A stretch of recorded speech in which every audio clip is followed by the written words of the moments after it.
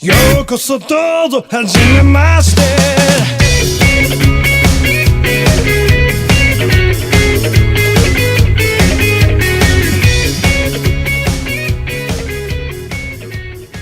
Hello everyone, welcome to the GLORIO Chat, the best anime podcast on the internet. The only anime podcast on the internet. The freshest, hottest takes. I feel like I need like a ding sound or something after I say that, but setting up a soundboard is a slippery slope. I don't know if we want to go that route. Oh man, just imagine though if we had a GLORIO soundboard. Drop a bomb on it! I feel like it would have to be anime themed, you know, like you got an Oni-chan button or something. Like you just press it. Yes. I'm proud to announce my new anime Oni-chan button debuting this winter season. That's not nearly a long enough title for an Oni-chan show, but anyway. It's an abbreviation. Button actually stands for... No, I'm not even going to bother trying. We're going down a dark path here. Yes. Anyway, welcome back, everyone. We are here to do our fall 2018 season first looks, first impressions of the season. We've got quite a few shows to talk about, so we're going to kind of try and get right into it here. With me today, we have a pretty unique lineup. We have Zigg. Hello. We have Aqua. I guess technically it's fall. Yes, sure. I mean, it's been 27 degrees out there here, so... Yeah, the whole of Europe has kind of been in the middle of an Indian summer, so... It's pretty cold in New York. It's fall weather in New York, so I'm going to count it. Have we had you two guys on the show at the same time before? I'm trying to remember. I don't think so. No, yeah. I think this is our first time together. So, we have a strong Team GLORIO presence. Usually we only need one token European. It usually fills the quota, so... Yes, so as everyone can hear, we also have G with us. Yo. And, before we do get into the new shows, I think G and I have a little bit of unfinished business from yes, we do. Last season. So real quick, G, I just wanted to talk about the ending of Hanebado, which was delayed, so we didn't get to talk about it last time. And it was kind of a big deal because if anyone listened last week, pretty much our opinion of the entire show was riding on what happened at the end of the show in the final episode. And some things happened. What did you think of the ending, G? I feel conflicted. Still 2 weeks later, I feel conflicted about Hanebado because in a lot of ways, Hanebado kind of reminds me... This is not the most favorable comparison, but it reminds me a lot of Gundam Iron-Blooded Orphans. In the sense that... A disaster? Right, but in some ways a disaster that ended perfectly. Thematically, Hanebado has the right ending, the quote-unquote right ending. It arrives at the logical and proper conclusion it should have based on the promises it makes at the start of the show. The problem is that the journey it took to get there really wasn't as enjoyable as it should have been. And even maybe more problematic is that the journey to that conclusion doesn't actually entirely support the thematic intent of what I think they were trying to go for. The ending is very much trying to be it's definitely trying to be kind of like Ping Pong the animation, but it doesn't have the nuance or Yuasa's god tier directing. So to kind of elaborate a little bit for everybody, basically the girl that you thought was going to win the final match does not win, and the girl that we wanted to win the final match that it made sense thematically won. And none of that was pretty shocking because, as G said, everything leading up to the show was kind of telling you that they were not going to take the right path at the end. So it was just kind of left us in a weird place because we got what we wanted in the final episode, but it was like, is this enough to save the show? Even now, I don't know if I'm conflicted of whether I would recommend anybody actually watch the show or not, because there's good stuff that happened, but then there's a lot of bad stuff that happens, and it's, I don't know. I still haven't sorted out in my mind weeks later whether it's a good or bad show or not. Yeah, right? Because, here's the thing. I think the really confusing part is that, as we were talking about last time, where we were completely in doubt of whether Hanebado could pull it off, it's not that ambiguous, it's not that the plot being ambiguous is a bad thing. In fact, in some of the best pieces of fiction, they are compelling because they manage to craft a narrative where you, the viewer, are incapable of predicting what's going to happen next. It's kind of what we've all been loving about Legend of the Galactic Heroes. But the problem with Hanebado is that ambiguity is more out of a lack of technical ability than out of intent, I think. Right. It left us unsure, but it left us unsure not because we were unsure of the writer's intent or capability, but more unsure of, could the show even pull off what it was trying to do? Right. So it was very interesting, to say the least, and we did get what we wanted, so that's something. But we got some of what we wanted. Yeah. I mean, so I would. Ayano's mom still isn't in jail. Yes, she deserves to be in jail. All she got was a mild emotional slap in the face at the end, if you could even call it that. It's right? I would say Ayano's mom is up there with Luluko's mom for worst anime mom. Yeah, and she did not of the year. And I'm surprised you pick Luluko as an example of bad anime moms when Erased exists. Also, counterpoint. Oh, right, the bad mom. Yes, okay. I thought you were talking about Satoru's mom. I was like, no, dude, what? She's mom of the year. Yeah. So, but anyway, we just wanted to share some parting thoughts on that because it did not end the way that we expected. So, yeah. But in some ways, I do want to just say that, I think we both did appreciate what it was trying to be because, look. When Hanebado first aired, we were all like, oh, okay, it's tits and badminton, which, to be fair, it still ended up being, to a degree, tits and badminton, but also, a story that was, or a character drama that was far more compelling than I think either of us could ever have initially predicted. Right. It was ambitious, far more ambitious than we were expecting, and it kind of succeeded in some areas. Even if it fell short, I could appreciate the attempt. So Totally. All right. And one more show we wanted to wrap up because I think this just ended yesterday, right? Correct. FLCL Alternative. The saga continues. And shockingly, G has told me that it may actually be worth watching. Now, don't put words into my mouth. I said... That's pretty close to what you said, G. I'm holding you to the fire on this. Yeah, fine. But I think you needed to include some adjectives there. I think it is a worthwhile academic curiosity of sorts. Okay. As the only person here who actually watched FLCL Alternative, sorry, Zigg. I was just going to say, the very fact that you have to say that is the biggest turn off you could possibly give, because the appeal of FLCL to me, and I think to most of the people who like it, is not rooted in something as fine as this is quite technically good. It's a show almost of pure raw emotion, and the idea that you're not oh, you should watch it as an academic exercise is such a downer. I don't mean that okay, fine, maybe that wasn't the right word. I didn't mean that in the sense of oh, we should analyze Alternative, but more I think there is probably a decent article to be written about comparing Progressive and Alternative and how both of them tried to approach being a follow-up to the original FLCL, and how both of them kind of eventually failed, but failed in kind of wildly different ways. Is it, do they both have the same, core team, or is it two entirely separate teams? I think it was two entirely separate teams, which is kind of what makes it more interesting. But I think compared to Progressive, Alternative actually gets a lot closer to the mark. Thematically, Alternative actually does some stuff toward the end that makes it, it has the intent of being a fantastic response to the original FLCL.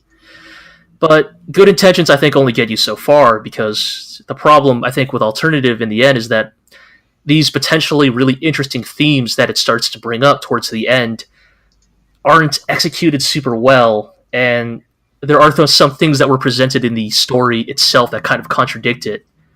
But like, not to get too much into spoiler territory, but if the original Fooly Cooly was kind of about how it's okay to be a kid and how we don't need to rush into adulthood, Alternative is actually a really heartfelt story in some ways about how we can't hold on to the past, about how the world we live in is constantly changing, and to kind of grasp onto a past that is kind of rapidly slipping away from us is in some ways equally unhealthy, no matter how scary and uncertain the future might be.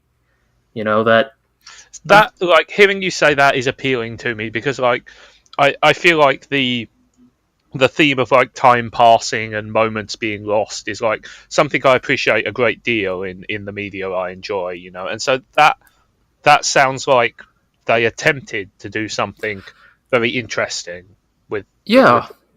And it's a shame, because I think the problem is that it raises these points, but it doesn't really support them strongly enough. And the reason is that I think the problem is that Alternative just still ends up paying too much homage to the original Fooly Cooly to truly make that message stick. Like, its characters talk about how, we can't remain in the past, but how we gotta face the future, but then it still has like, hey guys, remember the original Fooly Cooly? Remember Conti? Remember the yellow Vespa? And it's like, it's like you wanted to escape Fooly Cooly's shadow, but maybe you weren't brave enough to cut it off entirely, I mean, do they play Little Busters? Yeah, of course they do. Then I'm not interested. That's it. Right. Well, I mean, no. Let me elaborate. Like that might seem harsh, but that tells me that they are leaning on the tropes, on the trappings of the original for emotional talk. Yes, they totally are. I'm just not interested in that, because sorry, the reason I became attached to those moments and that music and those visuals in Fooly Cooly is because the story itself maneuvered me into a position where like I felt those emotions, and like the idea that like this is the issue that I've always had with stuff like Clannad, that is the emotions you're feeling are not real, they are carefully engineered to make you feel a certain way. And I feel like that's kind of like, unless the only situation I can see that would be suitable for using that song in a Fooly Cooly like sequel, prequel, whatever, is if it is in a scene in a way that is explicitly designed to say, oh, look, this is like literally and thematically linked to the original, and like, but otherwise it just feels lazy. It just feels like they're trying to cash in on something that they didn't earn to begin with. Does that make sense? No, I do agree with you, Zigg, and that's kind of why I say Alternative is in some ways kind of a shame, because I think somebody on that team, or some people on that team, did want to make Alternative a thematically different response to Fooly Cooly, because again, like, there are elements of the story that do support this idea of like, hey, it's time to move on, it's time to move forward. It's just that unfortunately there are too many elements stuck in place that are way too indebted to the original. Yeah, like if they used that song and said like, okay, and this has to go, we are sweeping this away, we are leaving it behind. It's part of the issue I've always had with nostalgia-focused things, which is, I don't necessarily mind you making another Fooly Cooly, but you have to, like, it has to be about moving on from the things that I liked, rather than just being the things that I liked. And like, by all accounts, these two things are just, like you said it yourself, like, hey, remember Haruko, remember Kanti, remember the Vespa, and I'm like, yes, I remember them, but I never stopped remembering them, and when I remember them, it will always be in the context of original Fooly Cooly, and therefore showing them to me again, unless you're actually going to do something interesting with them, isn't meaningful to me. Yes. Yeah, I guess, how do I put it? I guess I do want to just say it out loud here on the podcast, just to make a record of it, that I think, just because inevitably the two are going to be compared, but I think in a lot of ways, Alternative probably makes equally bad mistakes as Progressive, but because of the thematically different intent of those mistakes, the consequences of Alternative aren't nearly as harmful. Like, the primary example I would say is Alternative and Progressive's use of Haruko as a character. Like, Alternative actually doesn't use Haruko that much. She's kind of barely a character. She's kind of just a plot device that shows up for like a couple minutes every episode to do a thing.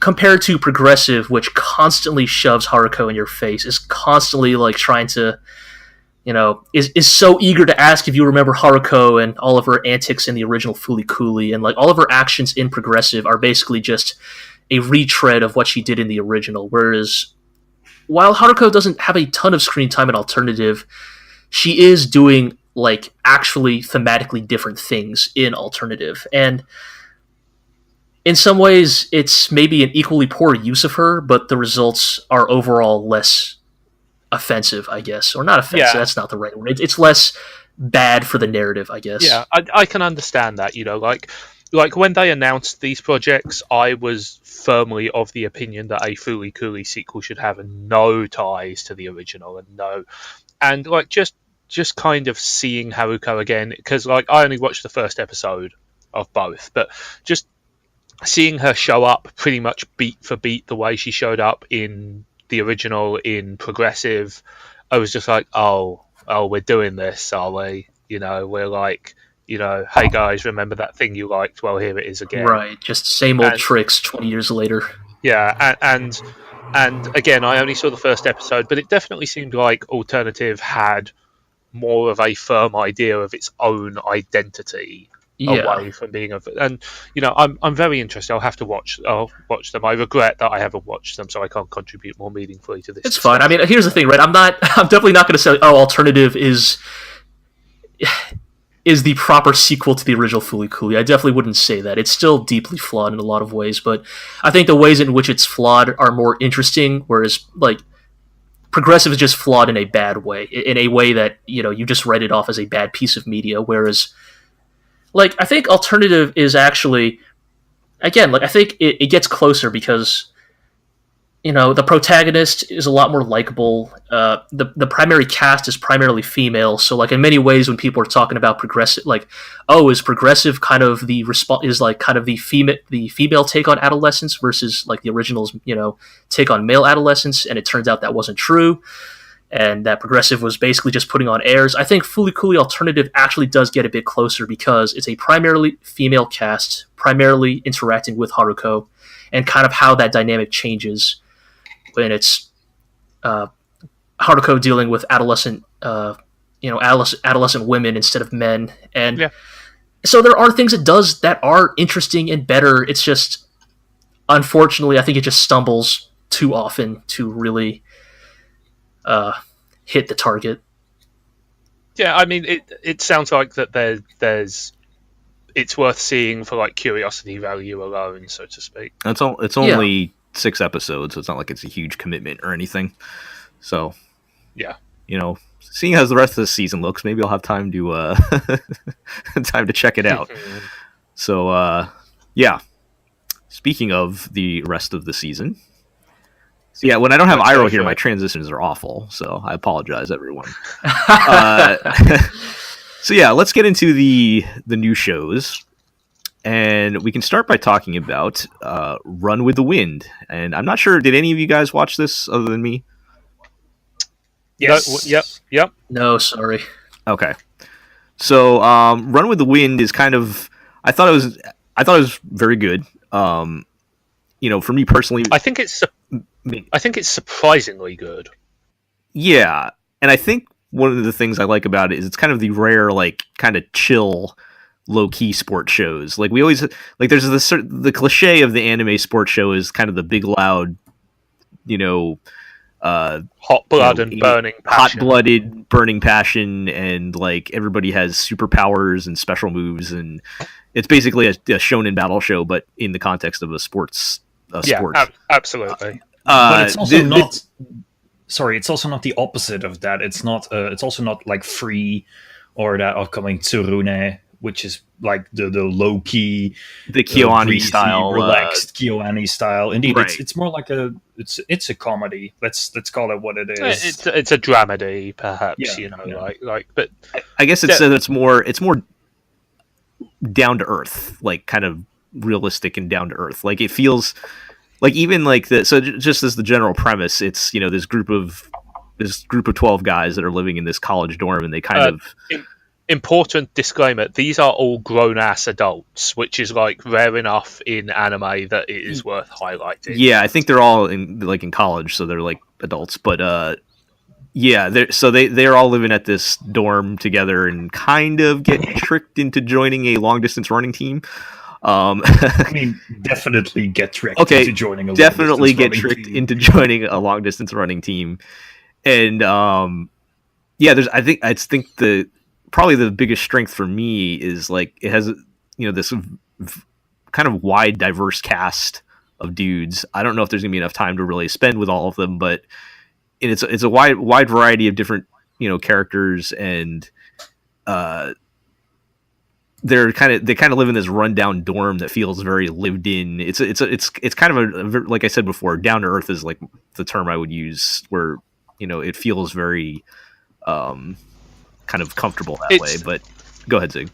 It's kind of refreshingly bullshit free, like it strongly evokes the feeling, which I think we've all experienced at some point, of like living in like a shitty college house with a bunch of like variably shitty people, and excuse me, but like there's a lot of like interplay between the characters. Like, I'm not gonna say it's especially naturalistic, but it's way better than like the normal, very canned, stilted dialogue we get from anime. There's a certain looseness to it, which is appealing. There's a kind of like lived in feel, which I think is quite rare and is good fun here. It's interesting because premise-wise, the show is incredibly similar to last season's Grand Blue, but the execution is completely different. Right. Yeah, I think that, like, Grand Blue went for like a very like bawdy, like Animal House style comedy, and that burnt out pretty quickly for me, at least. But I think this one has more staying power. Like, it has a big cast. Does a relatively good job of sketching those characters quite fast in the 2 episodes we've seen. The thing which worries me most is Main Dude. Main Dude, who is kind of like a haunted loner who had like a traumatic experience in the running club in his high school. And he has sworn never to run again. And that's worrying. Because get that shit out of here. Well, they actually introduced him because he was running away from, he like was stealing food from the convenience store or something like that. So he had some kind of. I mean, this show has at least 3 people in it that are the worst people in the universe. I just like. There seems to be like a 3-way fight going here. There's the fight between like super cliched sports, like tortured genius stuff. There's like the quite enjoyable bawdy ensemble comedy that's going. So like one of the dudes is like an exchange student from Tanzania, and like bonus points for having a black dude in an anime without making him like a complete joke or an ethnic stereotype. Like one of them is like a big manga nut. One of them is an ex-runner who like gave it up and now like smokes and drinks and is generally super unhealthy, and all that stuff is fun. And then there's like the third, which is like, oh, these guys, like, there are a lot of loving shots of these guys in the bath and the shower and the public baths, and like they spend way more time naked than you would expect. And like, I get it, you've got an audience you're appealing to, but it does feel like a kind of weird intrusion from the more anime side of things, if that makes sense. Oh yes, of course that has to be in there. But yeah, no, I think that's a good kind of general overview of what's going on in the show for sure, though. But yeah, I think it's just it's an interesting combination. I think we don't see a lot in sports anime, especially compared to like the closest contemporaries would be the ones that Aqua mentioned, like Free or something like that, or we mentioned Grand Blue. It's not quite any of those, so it's just kind of an interesting mix of elements. It feels a little bit more it feels a little bit more like, I don't think 3 is like a super distant comparison, but it definitely feels a bit more grounded than that. Like 3 was like a super like operatic drama, you know, like everything was very over the top and flamboyant and like, you know, the biggest, most important thing on earth. And this, so far at least, excuse me, feels a little bit more low key than that, and that's something I appreciate. Yeah. So I know a lot of people loved it. I thought it was pretty good and probably good enough to give another episode. So we'll have to see where it goes. Have you seen episode 2 already? I haven't watched the second episode yet. Oh, all right. Yeah, It's pretty good. It's pretty much. I mean, did anything happen in episode 2 that's going to change my mind from episode 1? The dude who is recruiting them reveals himself to be one of the most evil motherfuckers alive. Oh, well, I could definitely see that coming. So It's pretty good, is what I'm going to say. all right, I'll have to check. There's a particularly good bit at the end which I'm going to spoil because like it goes exactly how you think. But like he's gradually blackmailed every other dude into like agreeing to join the running club, and like main dude says no, like, you know, I'm not going to do this, and like our recruiter just goes like, oh yeah, no, it's okay, don't worry, I know you're good at running away from things, and like there might as well be like a sad trombone right there, you know.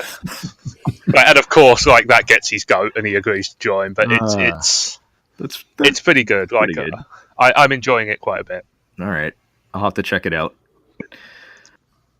Okay, so moving along to our next show. Did anybody else watch this one? I haven't. I see. I should have checked all this beforehand. Okay, so I did not, because it looks like the worst thing in the entire universe. Okay, well let's introduce it. The title of the show is "Rascal Does Not Dream of Bunny Girl Senpai," which can we all agree that's a bad title? Can we all agree that's the worst like localized title of all time, because it's pretty bad? That's the localized title? Yes, that's the that's the official English title. Yeah. Jesus. What was Them's fighting words in a word where the riddle story of devil exists. Yes, that's the one I was going to say as well. Yeah, I think my main problem with riddle story of devil is it should have been the devil's riddle, which sounds so much cooler. But this one is just, I forget what the actual word was that they decided to call rascal, but like who says rascal after like 1940? I think it's butayaro, so like big or like filthy big. Oh, that makes it so much better. Yeah. So, yeah, I don't. Well, anyway, here's my. How about calling it Pig Boy and Bunny Girl, and it's like a superhero show or something? That might be more appropriate or something. I don't know, but localization is tough. Yes. Anyway, my smoking hot take, one phrase description of this show would be: what if PA Works made Monogatari? Huh. So you're saying the most boring thing in the universe ever, then? So, okay, so for the PA Works, it's mostly because to me it kind of looks like a PA Works show. Like the animation's very good, and they use a lot of like. Is it up to that standard? Because that's a pretty high bar. Yeah, it looks pretty nice, and the character designs look very very PA Works like. But content wise, it's a lot of sort of disillusioned, world weary teenagers talking. And there's this the kind of the main plot hook is this like what they're calling either puberty or adolescence syndrome, where chunibyo. Yes, but it makes it so these weird things, like these weird supernatural phenomena, start happening. So the bunny girl senpai in the title is like, she used to be a famous model or something, and she quit acting temporarily, and now she's like literally disappearing to where people can't see her or something. And wait, what? Wait, hold on a second here. I think I've heard this story before. Go ahead, Zigg. Where have you heard this before? So, there's a famous school beauty who goes to a very weird school, and the show is very nice, and it's fucking Bakemonogatari, isn't it? Well, that's what I said. Yeah, but I mean, like, I thought you meant like vaguely. I didn't think you mean, we ripped off like the initial story arc. Huh. Yeah. So, yeah, and so like the main dude, of course, is the only one that can still see her. So the bunny girl comes into play because she puts on a bunny suit and walks through the library just to see if she can get anybody's attention because nobody sees her.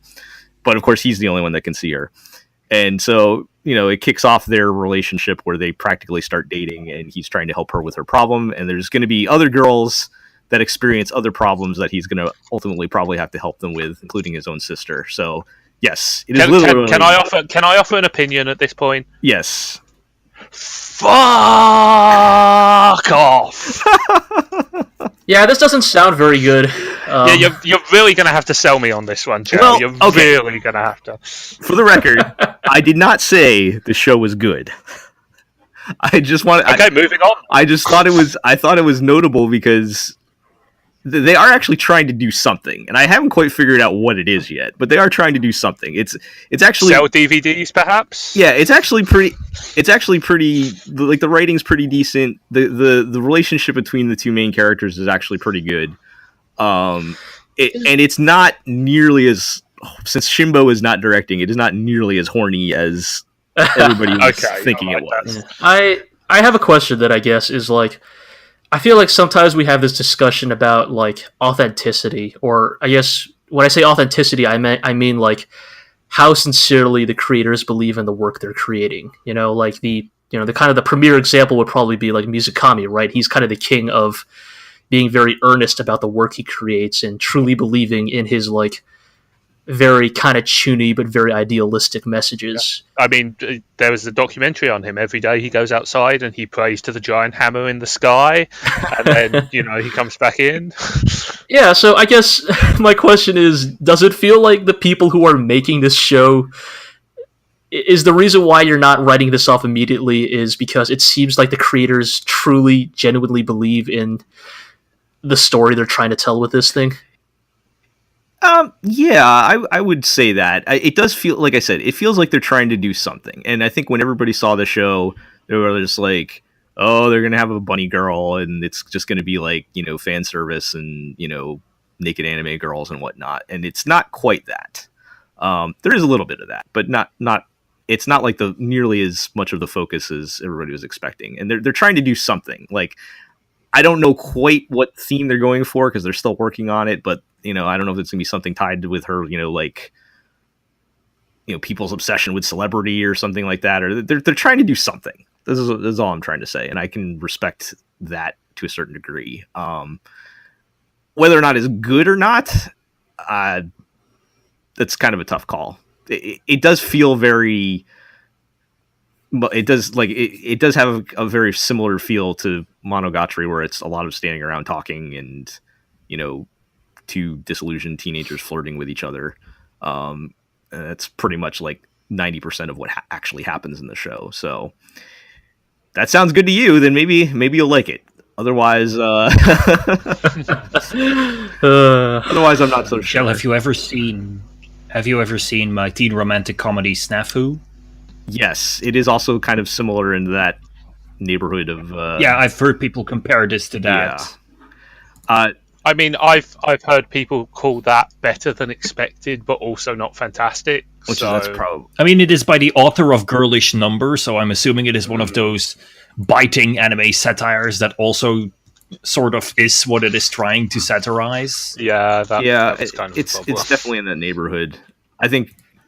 Having the kind of supernatural elements or whatever kind of skewed it more toward me thinking Monogatari, but they're all kind of in that same neighborhood to certain degrees, I suppose. But yeah. Anyway, I just thought it was notable just because it was not quite the show we were expecting. But we'll have to see if I don't know if I might watch another episode or two. We'll see.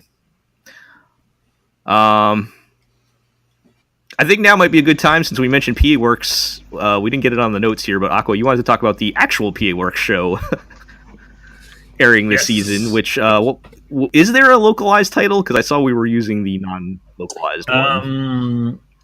The localized title is IRODUKU, The World in Color. Okay. So what's this one about? So this story uses a bit of a strange framing device that lasts for about 5 minutes and then becomes a PA Works show.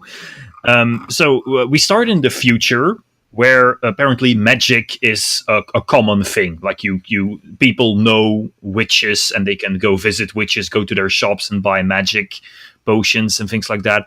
And there's this girl, Hitomi, who is the granddaughter of a very prominent witch, who promptly decides to send her granddaughter back in time because she's depressed or Against her will. colorblind. Yeah.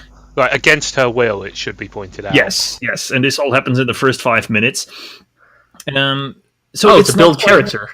Yeah, it is not quite clear if our main character is literally colorblind or if it is simply a metaphor for, being depressed and being unable to see the beauty in life and things like that. But they regularly cut to like black and white shots of the beautiful PA Works backgrounds to show that she can't see color, which is what she constantly keeps reminding us of.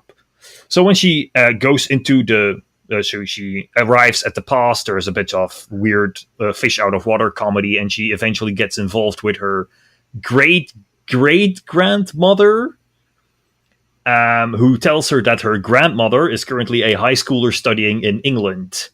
So she basically, this show will be about her bonding with her grandmother while her grandmother is in high school as a witch with her friends. And I think her grandmother is supposed to be like a Haruhi type of person. Like this. What does that mean?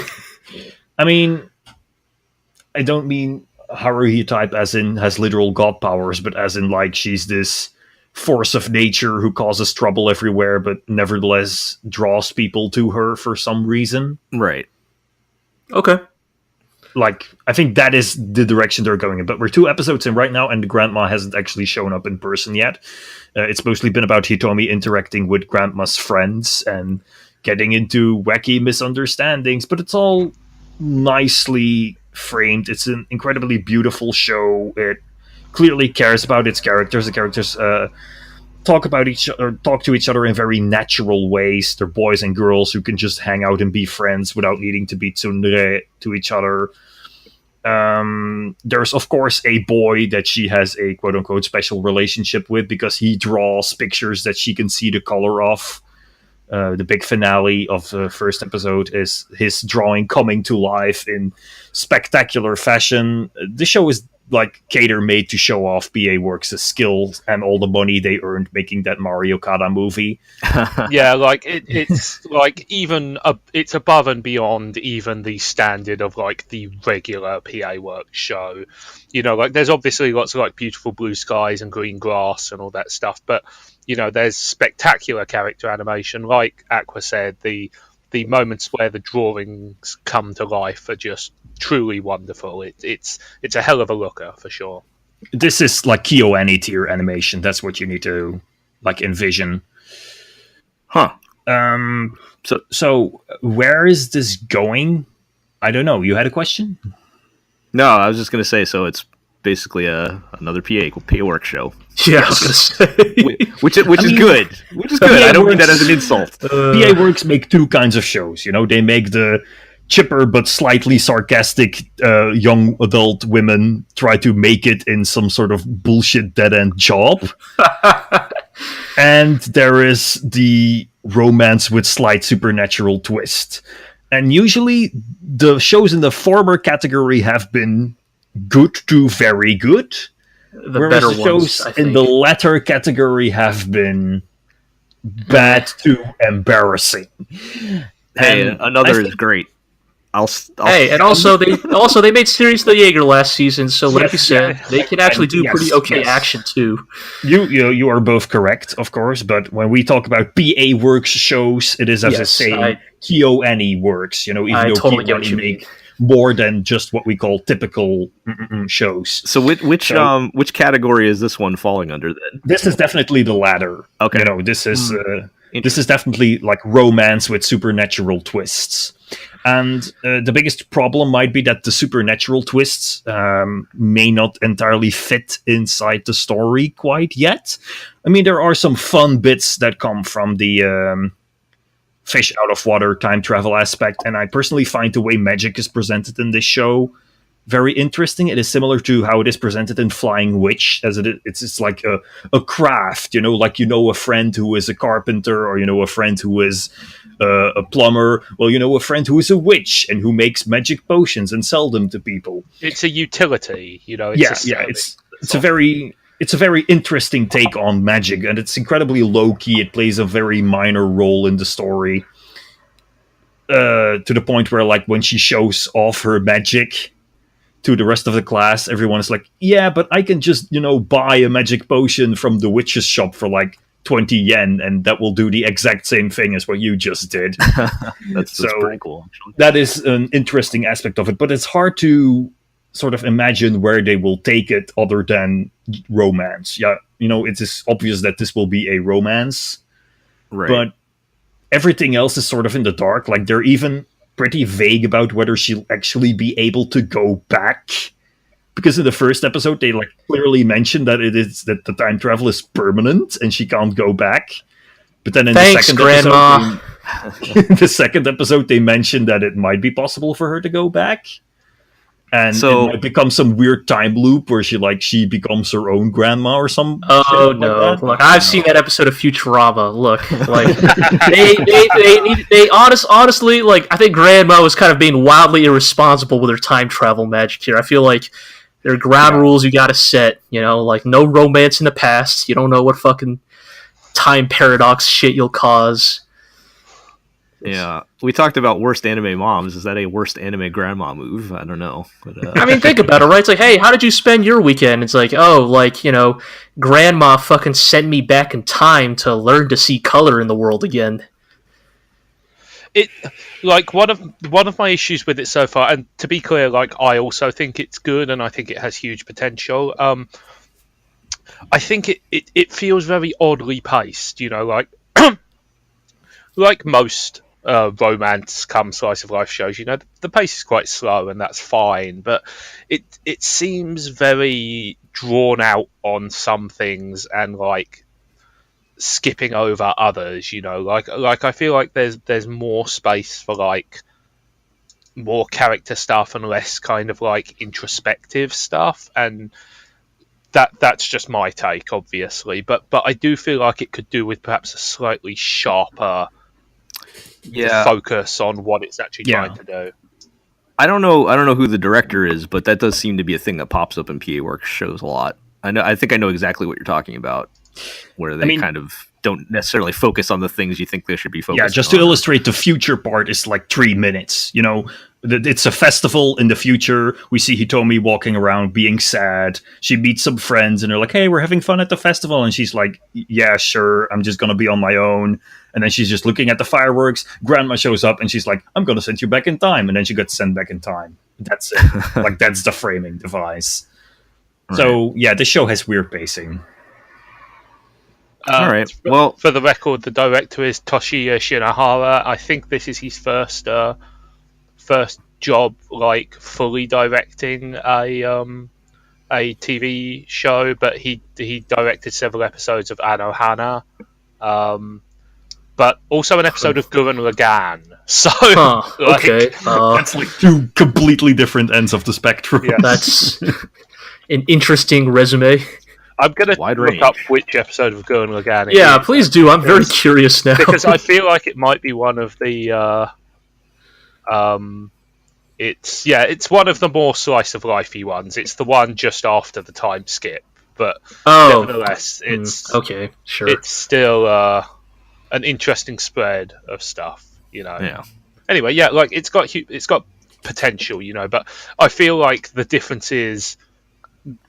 will it, like, tell an interesting story, or will it just kind of become one of those PA Works shows, which, to be clear, are not bad and have all been varying degrees of good, but they're also kind of a known quantity. Right. They kind of end up being a bit forgettable. Yes. Yeah. So, all right. I might want to check that one out as well, because I usually do like the PA Works shows, for better or worse. So, all right, let's move on to the next show. We talked about Double Decker a bit on the preview show, and as kind of being the spiritual successor to Tiger and Bunny or whatever. And there's actually quite a few episodes now out at this point, right? Yeah, episode 4 aired today, so kind of ahead of the pack compared to everybody else. So that's a pretty decent sample size. How has that been going? I've been enjoying it a lot. Double Decker is just, I mean, at its core, it's just a lot of fun. I think it is definitely taking Sirius the Jaeger's spot of just really well put together, technically competent, inoffensive, kind of more action comedy than straight action.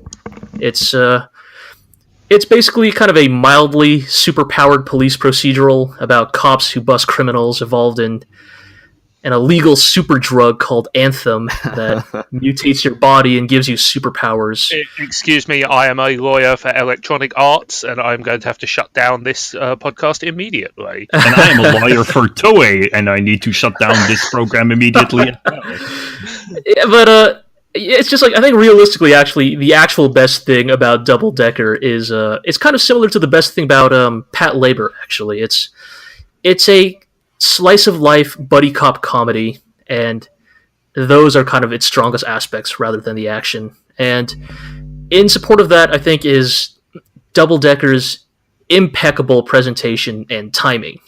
I think it might actually be one of the most this is a very specific thing to bring up, but it might be one of the most expertly timed shows I've seen in ages.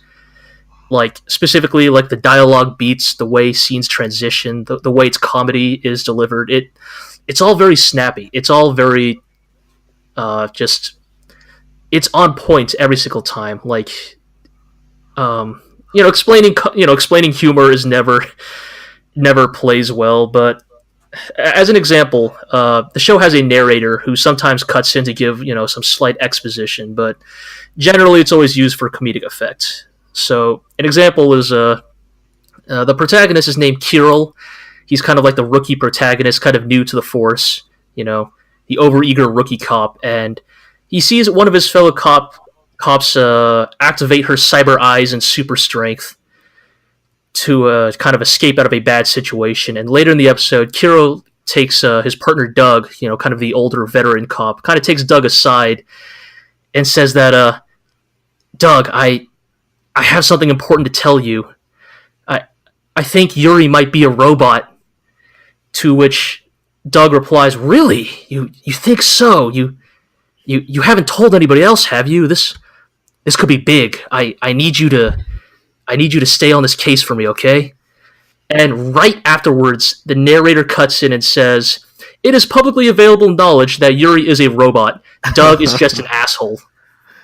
And it's just kind of stuff like that it's just... That sounds like an Arrested Development joke, but... kind of, right? I'd say, I think the thing that makes Double Decker works is it is kind of sitcom-y, kind of in that, kind of Western TV way. And I think it just really works well in the show's favor. And, not really much else to say about that. Just really well put together. A lot of fun. I have an important question, though. Is there a precocious little girl who is more competent than the two buddy cops combined? Kinda, actually. It's kind of a joke that Kirill is the rookie cop who just joined the force. And at the end of the very first episode, they introduce another rookie cop, a female cop, and the chief explains that, oh wait, you're the rookie cop we requested. And turns to Kirill's wait, who are you then? Well, whatever, we could have two rookie cops.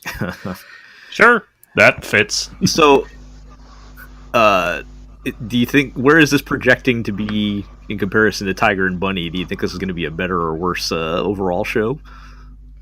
That's kind of a tough question, because I'd say Tiger and Bunny kind of played its premise more straight.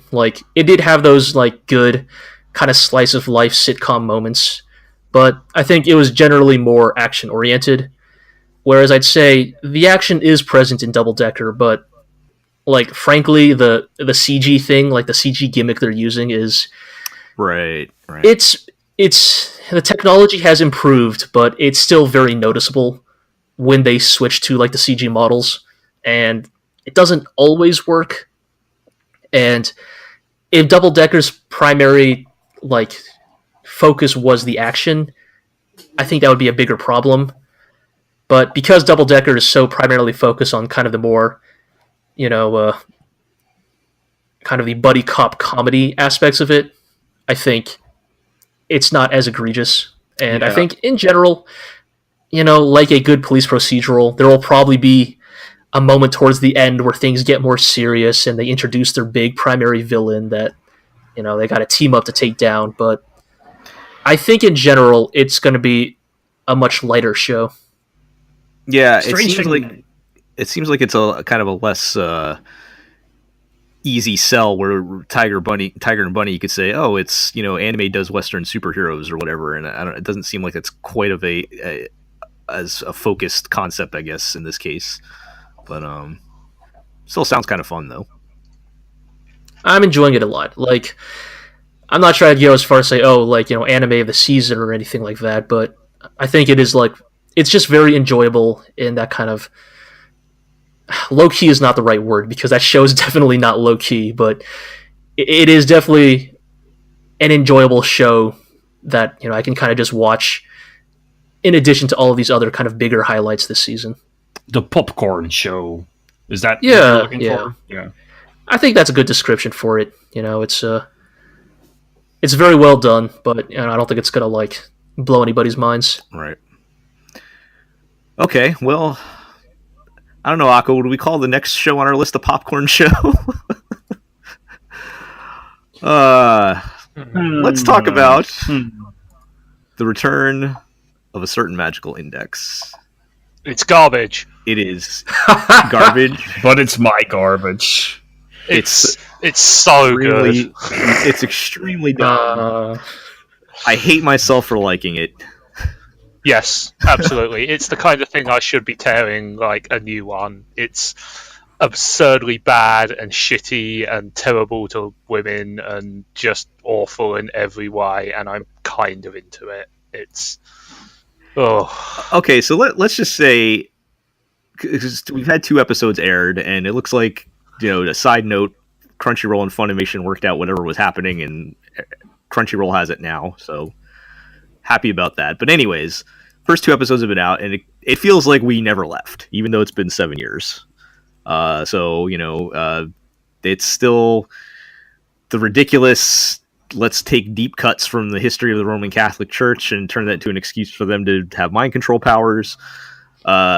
It's still, Toma is the hapless everyman stumbling into girls' panties constantly throughout the episode. Everyone still has flip phones. I mean, it's like we've never left. And I guess that's in some ways a good thing and in some ways a bad thing.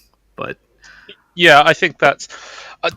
I said this in the first look, and I feel like this is the fundamental thing, which is Index never feels like it's taking itself too seriously. Is the thing. That's the thing, because it commits many of the sins that we castigate Sword Art Online or tons of other modern novel shows for.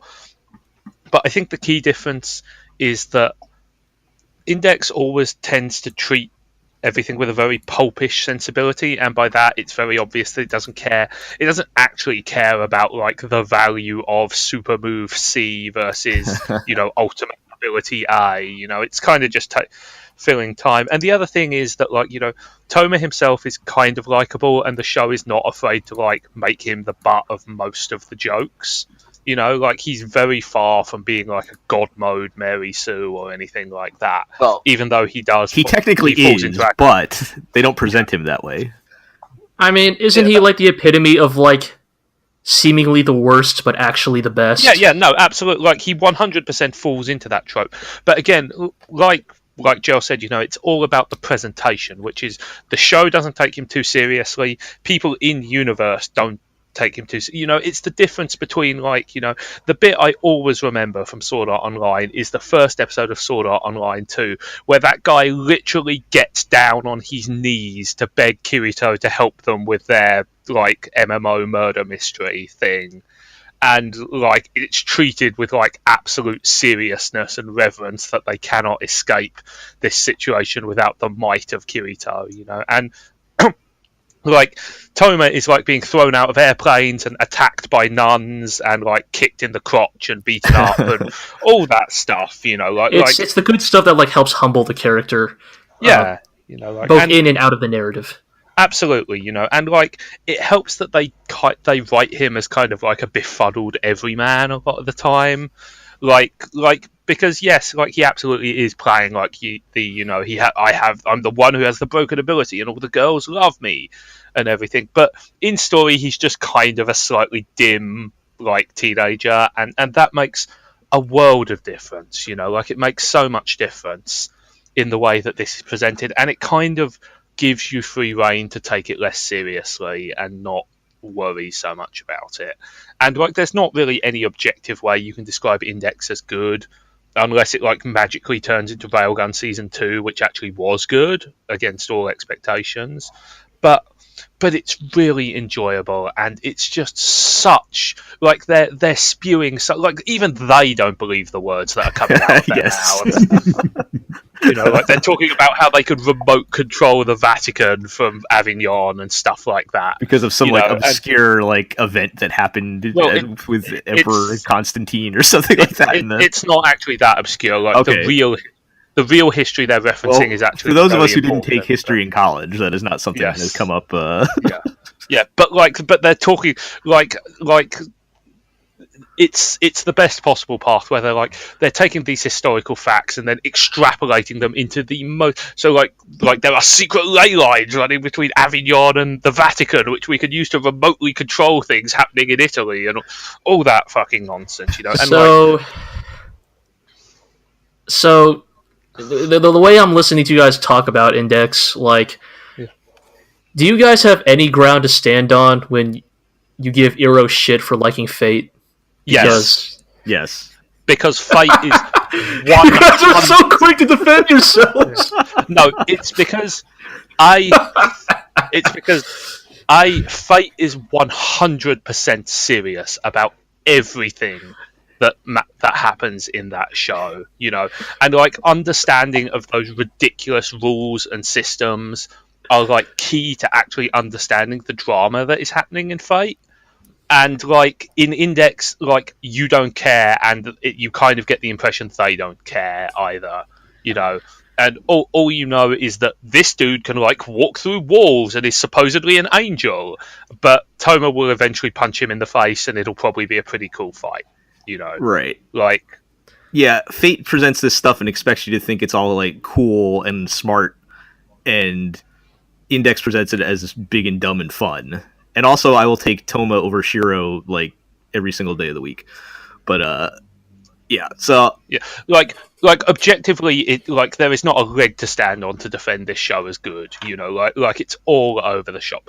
But I'm enjoying it quite a bit. I'm not gonna lie. You know, like as someone who thought Index Season 2 was extremely bad and like left a lingering bad taste in the mouth, I think I've probably learned to lighten up a bit since then, and like it's completely impenetrable, but it is very silly. Like it is anime McDonald's. You know, it's incredibly bad for you, but just damn, junk it's food. good once in a while. Yeah, and yeah, so yeah, I don't know if we can really sell the show at this point, or I feel like at this point you're in or you're out. Yeah. And, like both are fine. Like there'd be no reason to start watching season 3 right now if you did not get into it previously or whatever. But we're kind of enjoying it, I guess. But to be honest, there will also be no reason to start watching Index like as a whole. Like, don't go and start watching season 1 because you want to watch season 3. Like, run now while you can. Yeah. Watch Railgun. That's good. Yeah, Railgun is. Watch the first half of season 1. You can watch the first half of season 1 of Railgun and then go straight to season 2. I would say, if we're gonna just real quick dive into this, I would say season 1 of Index up to the Accelerator arc is actually pretty good. Yeah, like, yeah. I mean, like, and including the Accelerator. Yes, the Accelerator arc is like the peak of the show. Yeah, and if they had ended it right there, they probably would have been better off, to be honest. Yeah, like the back half of Index season 1 is extremely questionable. Yeah, and season 2 is trash. So, yeah, but I will say this season it is the big battle with the Yeah. right seed of God. And It's World because War the III. stakes are so much higher. You Yeah, know, we're it's traveling the around the thing- world. We're fighting angels and shit. Whereas season Yeah. 2 was just like one-off stories about 20 like episodes of- third-rate bad guys. 20 episodes of the school festival. Season 2, however, did have Norio Wakamoto like spouting Catholic doctrine Yes, in his they had- craziest voice yet. So Bishop Wakamoto getting punched in the face by Tomo was pretty good. yeah, So it's it's had its moments. You know, if you want completely mindless like comfort food garbage, this is some of that shit of the highest order. You know. Yeah.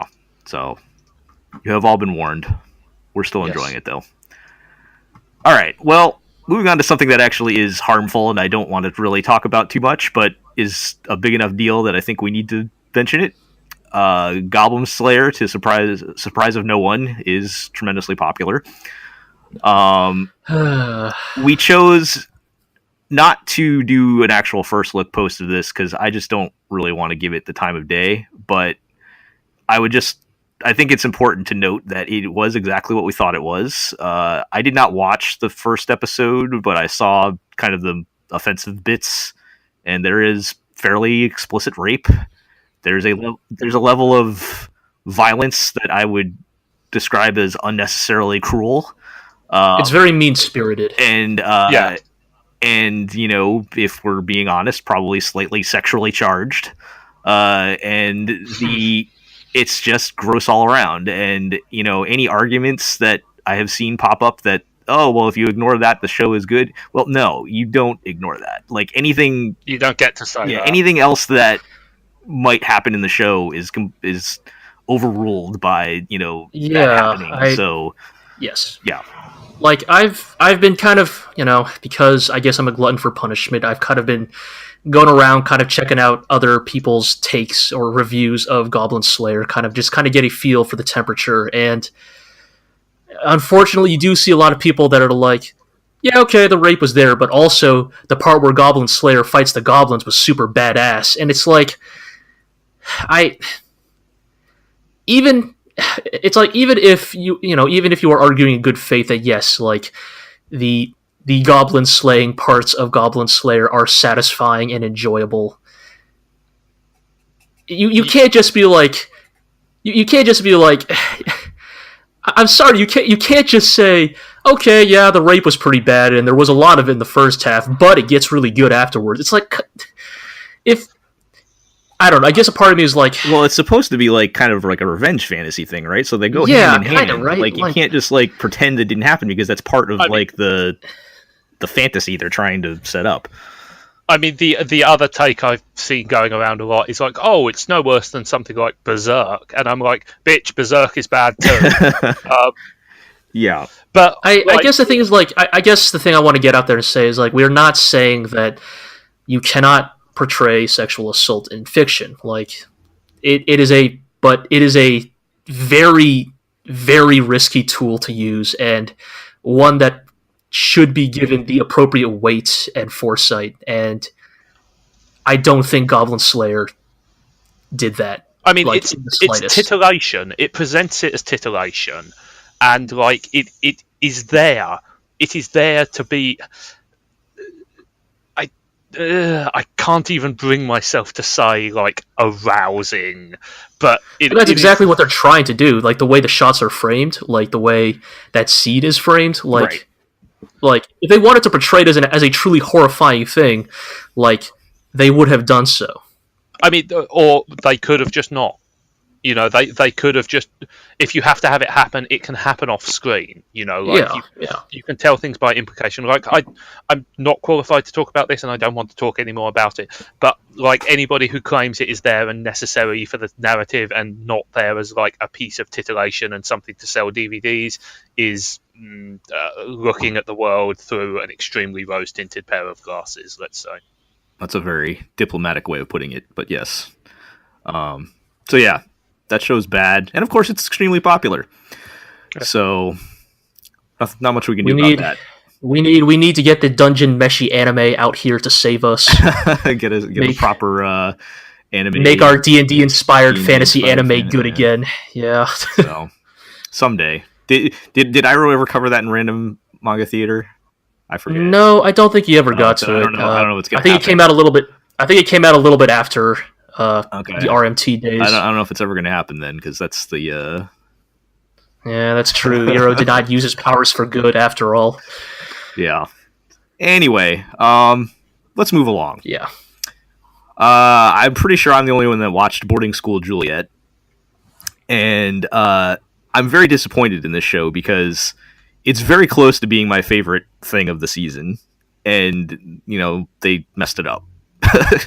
Basically, I just watched episode 2 actually before we this morning, and just to give kind of the setup, as everyone knows, I love my dumb romantic comedy shows. Yep. And so this show is about these two warring factions in this school, with the two leaders of the factions literally named Romeo and Juliet. And they secretly fall in love with each other and start dating, but they're kind of putting on this. They can't let it. It has to be a secret. And the main girl is she's like part of this noble family, but the noble family doesn't let women take over any actual positions of power. So she wants to get strong enough so she can seize power and change the world. And the main dude just wants to be her supportive boyfriend, and it's literally about smashing the patriarchy. This is all very good. The main couple themselves together they have really good chemistry. Just as an example, there was a really good moment in episode 1 where the main dude, the whole time he's been trying to she's a woman, I have to protect her and keep her safe and everything, and then finally at the end he's like, oh well, I'm only thinking about what I'm thinking and not what she wants, and she wants me to take her seriously and fight her all out so that she can get stronger and everything. And so there's lots of good stuff like that in it. All that stuff would be great, but this is anime. And we can't have nice things. We can't have nice things because the writers have to meet their quota of fan service and other, anime nonsense. So, for example, in episode 1, there's a scene where the main girl gets jumped and these dudes try to assault her and they rip her shirt off, and the main guy has to come rescue her. And they certainly find plenty of ways to show the girls in their underwear through various circumstances, and it all feels very gross and out of place. And on top of that, episode 2 was just it was a mess. They just decided to do a filler episode that would normally happen somewhere in the middle of the season. As the second episode? Yeah, just killed all momentum with the main plot and everything. And I basically get the impression that it's another classic example of the writer had a good idea, but they don't have the competency to execute it. So there's a lot of it's tough to write the situation. He kind of painted himself in a corner with the whole we have to keep the relationship a secret thing, but still fight and everything. And to make that kind of interesting and actually practical for from episode to episode is difficult. And as far as the overall theme of smashing the patriarchy, it kind of feels to me it's the dude just discovered feminism, but doesn't said I think he means well, but he doesn't quite get it yet.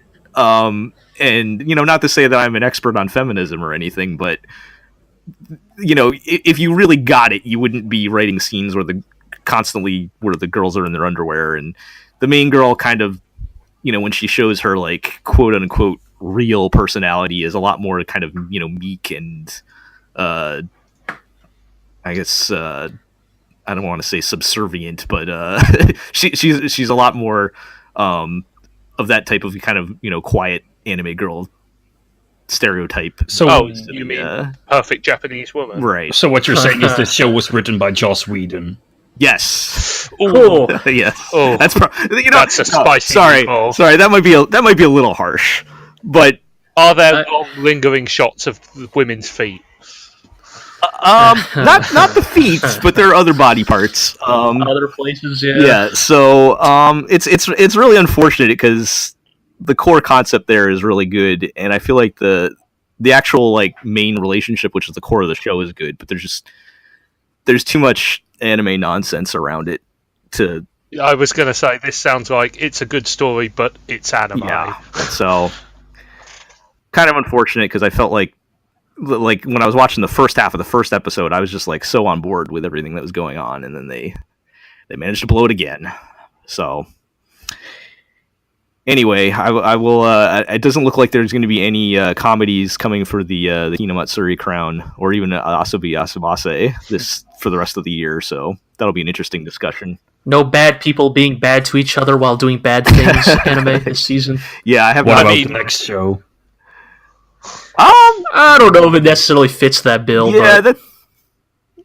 let's just move on to that show, because that's a thing that has a lot of things going on. It's a thing, definitely. We're talking about Zombieland Saga, the hot new Mappa original show about what's his name, Mamoru Miyano, playing himself and assembling a team of zombie girls from various eras into an idol group. That's a statement in itself. It's quite that's literal. The premise of that show. Quite literal, actually.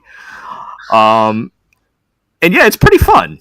There's a lot of things going on there, I think. And in some ways, I think we're all concerned that at its core, it's still just going to be an idol show.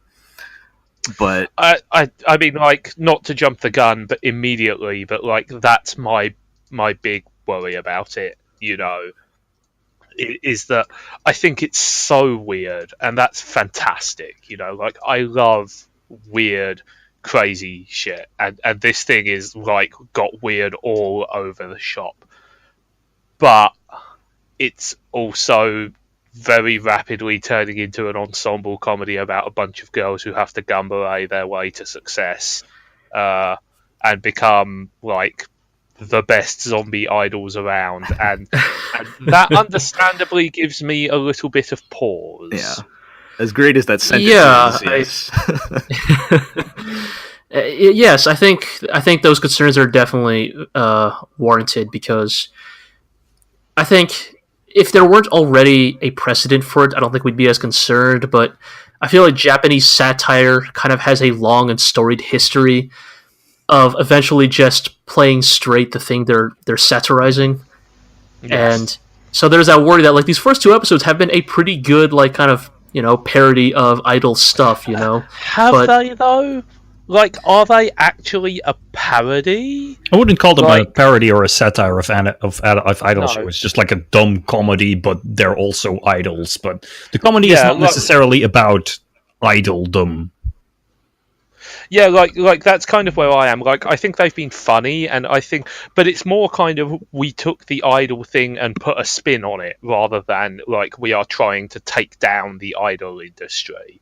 You know, I mean, after all, the first episode opens with like her talking about how much she loves idols and wants to be an idol someday, you know, and like although they immediately subvert that tonally, like it definitely doesn't seem like it's trying to be a satire to me. Yeah, my kind of prediction was if we're going to dig into their attempts at a more serious element, is she's going to try to convince the actual proper idol girl in the group to do her job. And at some point, they're going to... Well, I guess the interesting thing is, so far in the first two episodes, they have tackled different musical genres, including rap battle. Right. Which was pretty fun. Yes. But I feel like... That was extremely good. Maybe one of the most well-animated rap battles that I've seen in... Yeah.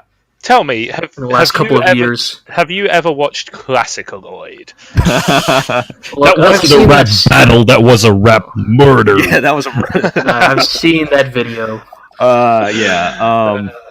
Also, I'm mad that they didn't get because I know Mappa has Dalco's phone number. They didn't get her for this, but I think the thing is, this show does not fundamentally undermine the standard premise of idol anime, which is idols make everything shine and they work hard to make you happy. And if it doesn't do that, it fails as a parody of idols. That means it cannot succeed as anything else, but I would never see this as a satire of idols. It is a just to clarify. You mean that doesn't mean it can't succeed? As anything else, right? Sorry. But yeah, this is an idol show, but it might be the first idol show that manages to bury its fundamental take on idoldom under enough layers of nods and winks and just sheer weird hilarity that it becomes palpable. Right. I'm just a little concerned that like as soon as like that core narrative becomes wholly about like, hey girls, we're all like different and we're all in a tough situation, but if we just pull together and make the best of it, then I'm sure something magical will happen. And they're already really close after 2 episodes. I mean, that thing you just described, most idol shows don't even get as poignant as that. Yeah, I mean, like, yeah, it's mostly like in Love Live and stuff. That's mostly subtext rather than text, right? You know, so I don't know.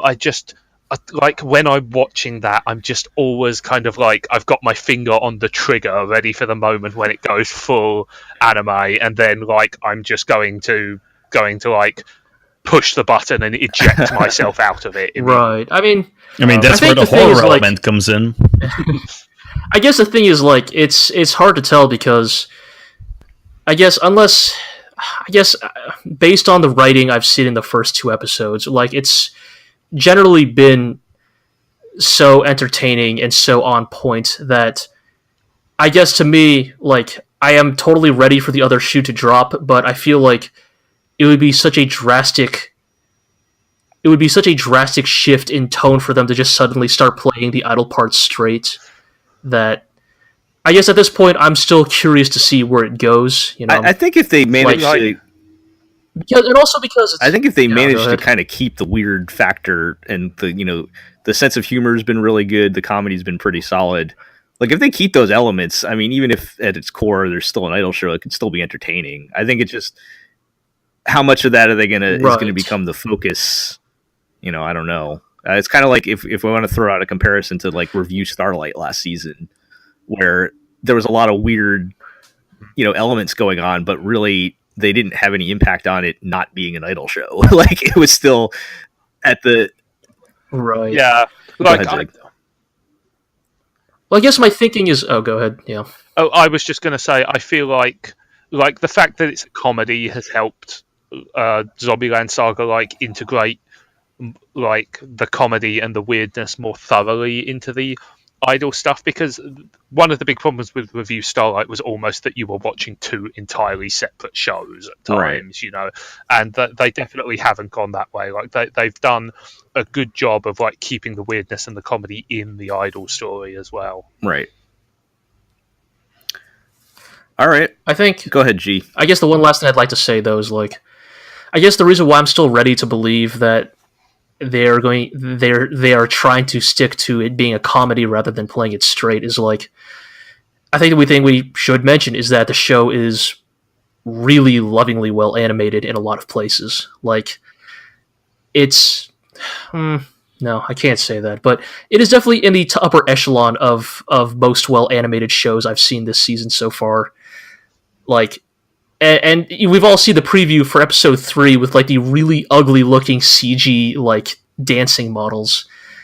And I guess a part of me wants to be optimistic and say, well, the CG in episode 3's preview looks so fucking bad that has to be intentional, right? Like no one would actually make CG look that bad in a show that has been otherwise animated so well unless they were playing it for a joke. Love Live exists. Love Live totally does that, even though Sunrise has all the money in the world. But yeah, I guess that's a problem, right? Nevertheless, I still think this is going to be a parody. Yeah, like that is the thing that worries me. Those, oh god, what if we watch episode 3 and they play off those really terrible looking CG models as, totally straight.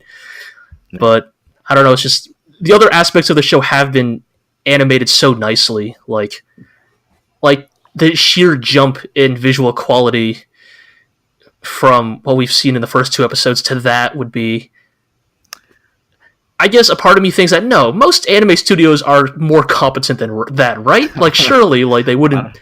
Like surely, no anime studio would allow such a huge dip in quality unless I don't know if they were just completely mismanaged. If they're really like embracing the idol thing, maybe it's just like, oh well, this is what you do when you're an idol anime.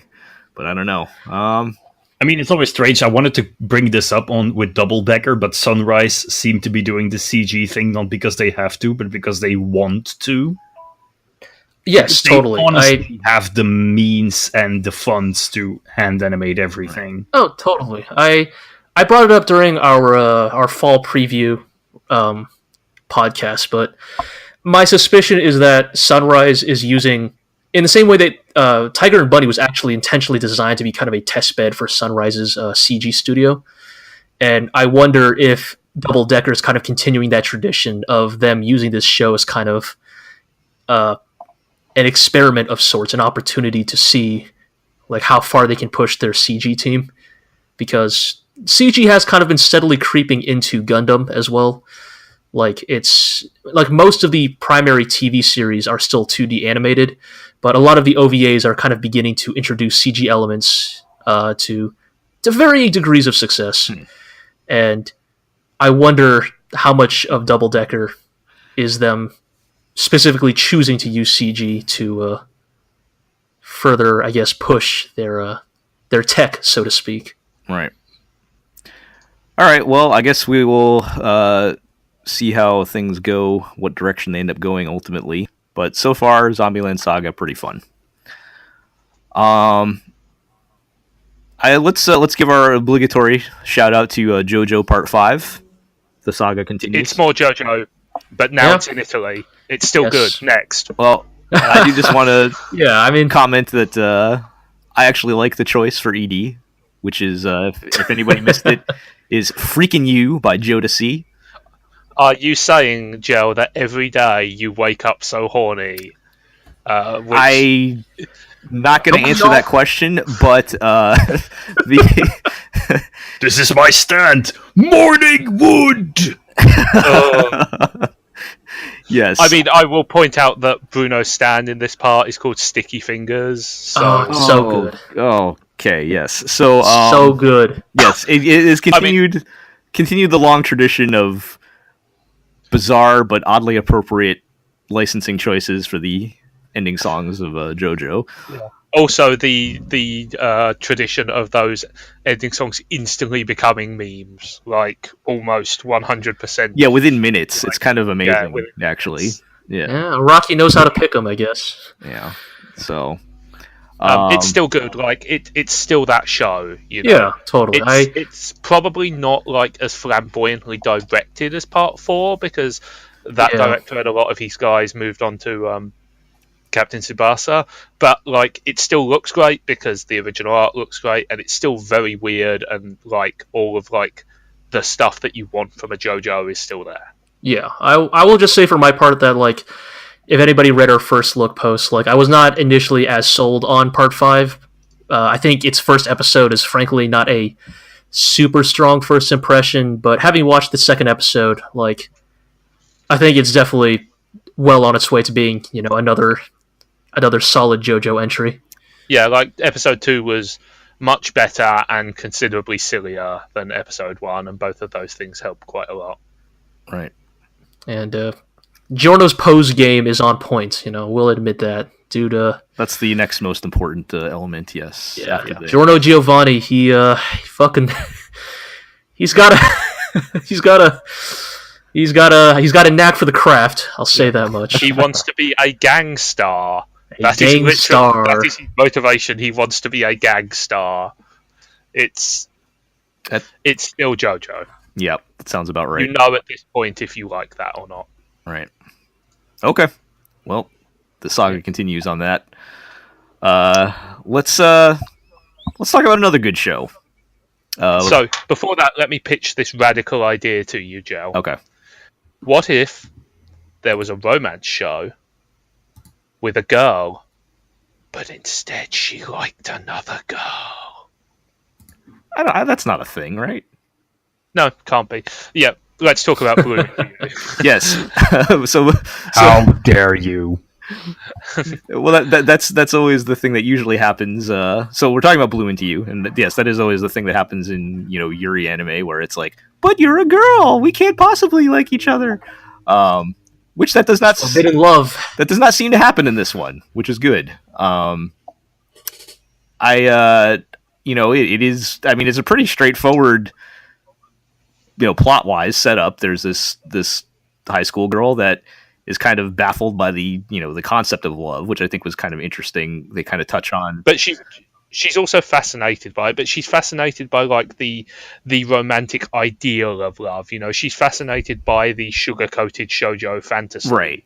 The thing is, I can speak from experience here that people who don't really experience sexual attraction in real life sort of get this idealized concept of love in their heads because society expects them to find love the most desirable achievement in their existence. So they sort of like... Right. And I think this show portrays that really well. Like, it is no secret that Yu is supposed to be goated asexual, and that this show is sort of about her not getting over, but like, how should I say this? Realizing that she can still fall in love with someone even though there is no direct spark. The way the love songs and the shoujo manga that she likes expects her to have. And there doesn't have to be a magic moment. Yes, and I think that is what makes the show even more important, aside from the fact that it is also a lesbian romance, is that this is... I mean, in the preview guide, I described the show as queer in all of meanings of the word, because it is not only between two girls, but it is also definitely like a distinguishedly alternative take on love. It's not about physical attraction. It is not about that immediate spark. It is about the slow burn, the slow realization that someone has fundamentally changed your life and you cannot imagine your life without them anymore. And I think that is the show, if there's any criticism I could have, that might not have done the best of jobs at making that clear to the audience, because I've heard a lot of people be like, why does, Senpai confess to her at the end? That's so jarring. And like, that's the point. Like, it is supposed to come out of left field, and I can tell you in advance that Senpai does have her reasons to all of a sudden fall in love with our main character. But the whole thing is about the contrast between the two characters. Initially they think they are kindred spirits. You thinking that Senpai is like her and that she doesn't feel that immediate spark, that she turns down everyone who every hand that beckons her, so to say. Mm-hmm. While on the other hand, it is not like that. It's a show about embracing that other people are different, I think, because she slowly comes to realize that Senpai is in fact a quote-unquote normal person who feels quote-unquote normal sexual attraction, more specifically towards her, and she cannot immediately respond to that affection. Right, and that's kind of like I think that's all that stuff that you mentioned is the much more interesting angle on this, where it's not just the two girls fall in love story. Yes, it's a lot more nuanced than that. And so go ahead, Zigg. I was just going to say, like, I think that's super interesting. I don't think that they've done a great job of like presenting that that's where they're going with it. Sorry, I didn't understand the question. You cut out for a second. Yeah, sorry.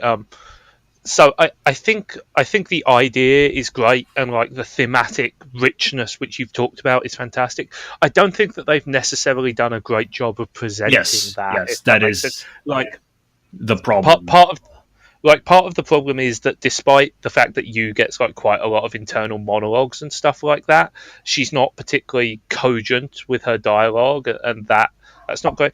And also, like, I think one of the other issues is that this show so drowns itself in like the thematic and like visual cliches of Yuri manga and anime. It is a show that definitely tries to buy its audience, trying to be like, hey, this is a Yuri show, holding hands and sakura petals, but we're both girls. This really is a Yuri show. Okay, do I have your attention? All right, now we can start the character development. Like, that is really obvious in its presentation. And I initially was very positive about the direction and the presentation, but then as I read people's reactions, I figured that maybe it might not have done an entirely good job at entirely choreographing what kind of show it is, because all of the people who already fell in love with it were people who read the manga and therefore know what kind of show it is and what it is about, whereas newcomers were a bit more skeptical towards it. Yeah, the thing I was going to say is a lot. Yeah. A lot of the things you're talking about are things that have not yet happened, or things that the show has not displayed well. Yeah, and like that is like I like the show a lot. I think it does a great job of subtle characterization. I think that like I like the supporting cast quite a lot as well. I think it's very well animated, like leaving aside the debate about whether the visual style actually helps or hinders the show. It's beautifully animated and very like nuanced. I just feel like if they have that level of thematic richness and ambition, they should put more of it on display. Yes, but that is the thing I experience with the Yuri genre, is that it is a genre that is incredibly dependent on its cliches. People want these cliches, people expect these cliches, like the whole "but we're both girls" thing. Like, that is what people want. Even people who think it is perfectly normal for two girls to fall in love with each other want them to say that, because it confirms that this is that kind of story. And this is why I think the show initially needs to rely on these, or thinks it needs to rely on these cliches to sort of get the crew going, get that audience willing to listen to what it has to say. And that is a bit sad, but it's something you see in a lot of anime. Like, you see, or recently we have seen a lot of anime that had to like initially buy their audience's attention before they can do what they want to do. Like the girls thing is just a big example.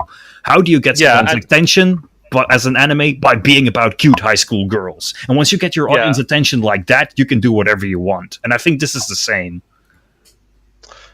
Yeah, and I think you're absolutely right, and like it does offer some hints that it's going to go deeper than that. I wish it had the courage of its convictions in that case, because like it's all right, because like I enjoy the show and I would keep watching it, but like the kind of stuff you're talking about is super interesting, and I wish that they could, like, not necessarily even come out with it quicker, but I wish that they didn't so have to cloak it under like genre convention, just to kind of get in the door. And that's not a criticism of the show. If they have to do that, they have to do that, but I wish it wasn't the way. That's definitely true. That's all I've got to say about that. I haven't had a chance to watch the second episode. I don't know if you guys have yet. Yeah, we have. Okay. Yeah. So I don't know if they made any further progress in that direction. But yeah, I mean, I think those are all valid criticisms, and I'm probably not really an expert in this topic, but I can definitely, I mean, you can see that in any genre really, where they, there has to be concession. There's a checklist. You have to check off certain things that the author just has to add that, because that's the genre you're in. And it's really frustrating when, those things happen, and perhaps maybe even to the detriment of the show. But I mean, I would say in this case, while it might make the themes a little muddier in the beginning, I didn't feel like there was any. I didn't feel like it's gonna. I didn't get the impression that it's gonna torpedo the show in the long run. So yeah, because it doesn't. Right. I mean, it's sort of like it's a chess game. I think it's like a literal mind game with the editors. If it's really. What can I do to get this published? I can just see the author trying to argue. if I have the cherry blossoms, can I put some male characters in? If I have them say, but we're both girls, can I have an arc that focuses entirely on a character that doesn't have anything to do with their romance? It's I can just see them negotiating like that, and that's a really weird thing to experience. Yeah. But that's anime for you sometimes. That is anime. A lot of times. Speaking of shows which seem to cloak themselves in genre convention. Oh boy! Thanks, Zigg. I needed that quality transition to close things out here. So let's close things out by talking about Gridman. Jel, you have once again saved the most interesting show for last. We're already running over time. Compared to our last couple of episodes, the time's not that bad. But so let's get into it. I feel like this is going to be like a straight out slugfest between me and G. So can I say my piece first? Is it really? Sure. No, I don't think it is actually. But I think the thing is we all like the show, but for different reasons. Yes, I think Aqua's pretty much nailed it there. Actually, I'm going to talk quickly about it first because I like mecha shows, but I'm often frustrated by them as well. I think that, and I feel like I'm one of the members of staff who is perhaps most skeptical of the future value of trigger works, if that makes sense. I feel like I was one of the people who was most down on Little Witch Academia. So feel free to just admit how bad of a person you are, I guess. Yeah, sure. I think this is a fascinating move for Trigger because I think it is absolutely not what you would like when you say Trigger makes anime about 90s tokusatsu franchise featuring like giant robots battling kaijin in like a city. You would expect it to be like absolutely balls to the walls mayhem, and it is not. It is almost the opposite of that, quite frankly. It's a quite quiet, relatively introspective piece that like is still incredibly beautiful, but mostly prefers delicate shot composition and like careful atmosphere building rather than crazy smears and bits and bobs like that. I think that it's a tremendous sign of maturity perhaps from a Trigger team which has kind of maybe only had one gear up to now. And that's what's most encouraging to me about it. I think the show itself is interesting. It's kind of difficult to say too much about the overall quality of it now because we're only 2 episodes in and it's kind of a mystery. So, but it looks lovely. It's got some really nice atmospheric work, some beautiful landscape work, and it's got the kind of more measured, considered tone which I don't necessarily expect from a Trigger show, but is reassuring and interesting to me. I think the most telling thing about that show is if you sit down and just listen to it, and you will notice how little music they use, how quiet this show is. And I think that is incredibly telling for the vibe they are going for. This is whereas the Trigger shows usually are a throwback to the Gainax that we know in the West, the crass Gainax, the loud Gainax that made Gurren Lagann and Dead Leaves and Panty and Stocking. This is a throwback to the other Gainax, the Gainax that made Evangelion, the Gainax that made the quiet bits of Fooly Cooly. This show is a far better successor to Fooly Cooly than both alternative and progressive are. Because they have that same, they nail that same kind of vibe, that same kind of, just that how do I say this? This is the beautiful interactions between the characters, just lazing about, the whole conflict between Rika, who is like, these people are dead. What are we gonna do? Her melancholy about this versus the guys who just think this is a fun adventure, and I guess some people die. The respect with which it treats its characters, which is completely absent in every other Trigger show not called Little Witch Academia.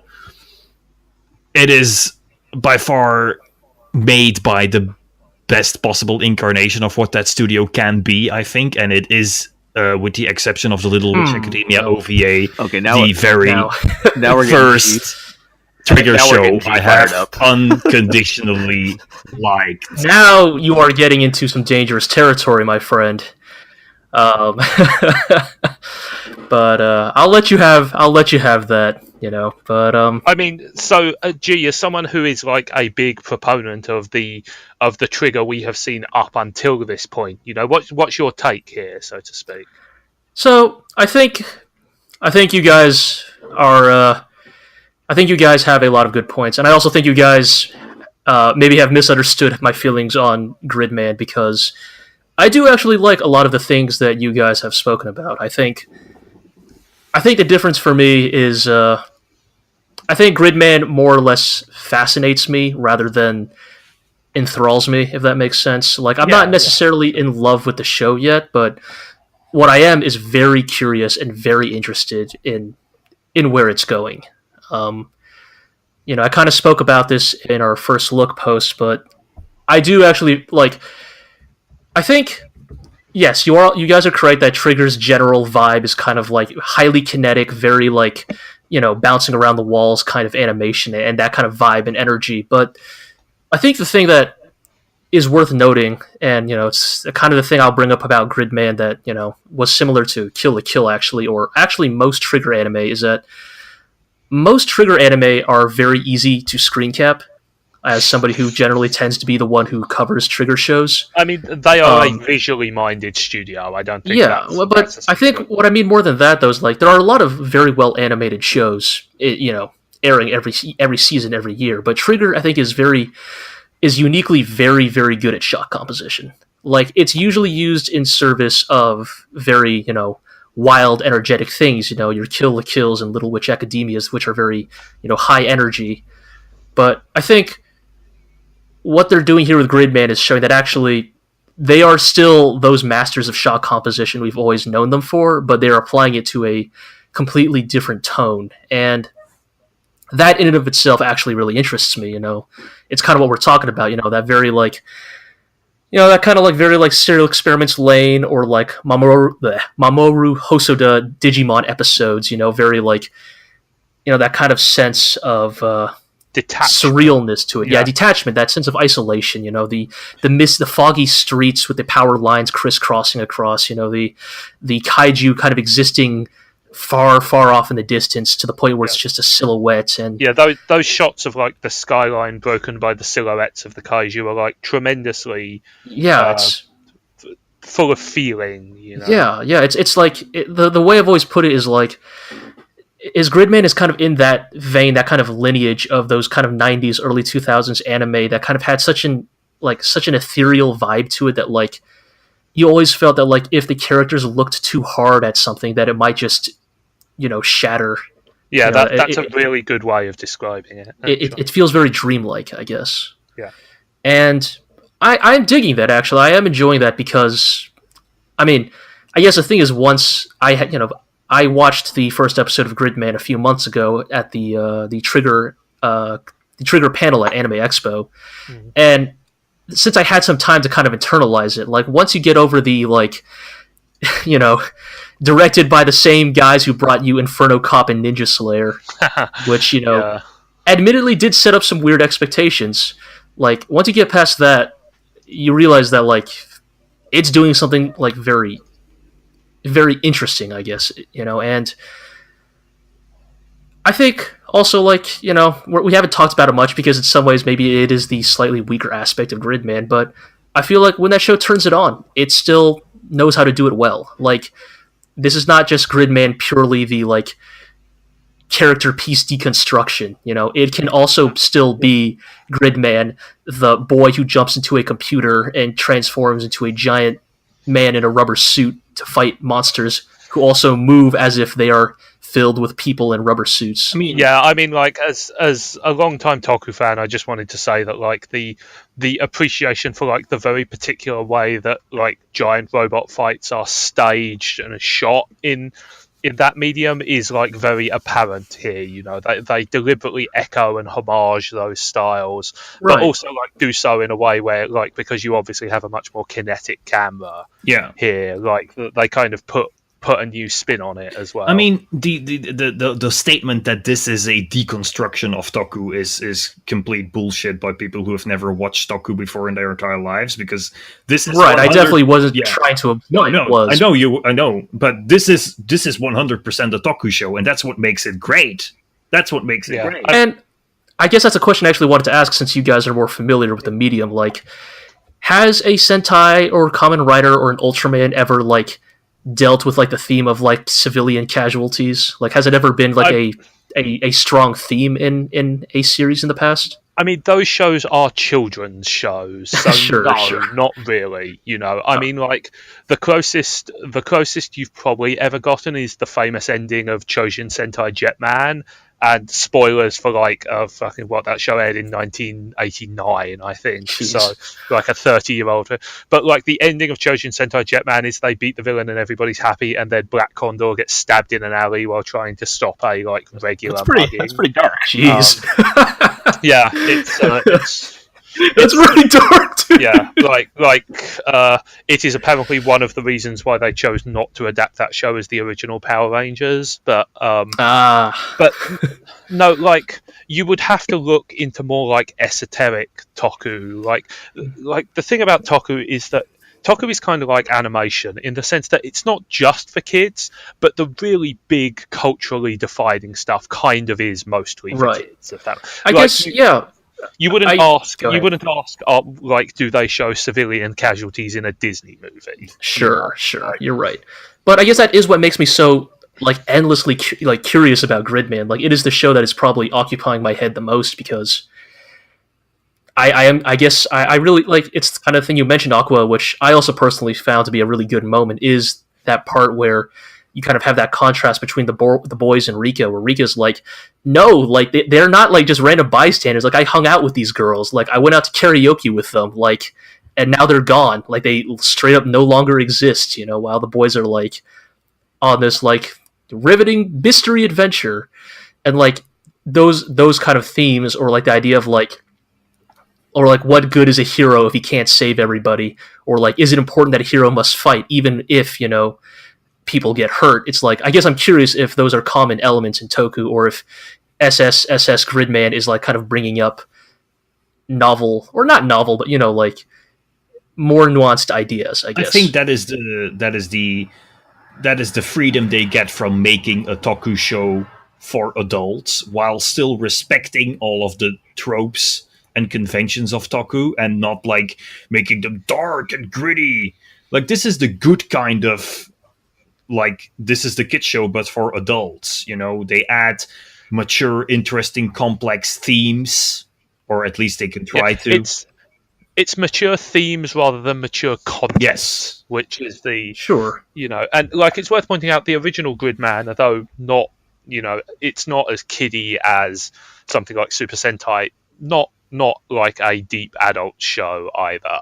Right. I think that Gridman does have a chance to be a deconstruction. It certainly is showing some tendencies in like the focus on people rather than and like it's a cliche, right? Like that, like whenever anybody says about a mecha show, oh, this one's so good, it focuses on the people rather than the robots, when the truth is actually that all mecha shows focus on the people rather than the robots. But like, you know, but like the idea of a tokusatsu which deals more explicitly in the fallout of the hero's actions is at least very mildly deconstructional. Yeah. But I think, is that a word? I think that if this eventually becomes a deconstruction, it will become a as they call it, decon recon switch.